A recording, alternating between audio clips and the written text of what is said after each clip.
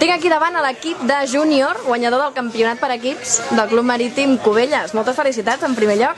Muchas gracias. Club Nàutic Sitges, sempre guanyeu, eh? És el que tinc. És el primer cop per això que feu un campionat per equips. Què us ha semblat? ¿Us ha agradat?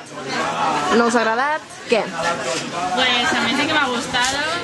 Básicamente que normalmente no estamos acostumbrados, por ejemplo, a navegar. Si lo ves a él, vas a por él y ahora es en plan, no vies, bueno, cosas así, no sé. Quina estratègia heu seguit? Veu parlar abans de començar el campionat sobre com ho faríeu? Teníamos idea de qué equipos iban a ir y entonces ya, más o menos, cuando hemos visto, bueno, él ha sido el de las tácticas. A veure, el de les tàctiques, l'Oriol. Quina tàctica havíeu planejat? Hem parlat amb els sèniors, que n'havien fet alguns, i hem arribat a la conclusió que era sobretot un tema de marcatges i d'intentar que l'altre no et passés a tu, i sobretot és això.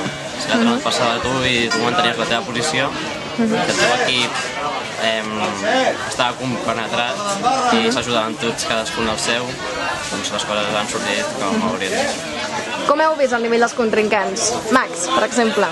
Bueno, hi havia un club que era Cubelles 2, que diguem que eren més nous, però tenien un bon nivell igualment, i els altres clubs han estat bastant igualats, gairebé tots, i fins a dia d'avui el segon, tercer i quart lloc estan molt igualats. Tot i així, ahir també vau guanyar totes les proves, les 4 proves, i avui n'heu fet 4 més que també les heu guanyat totes.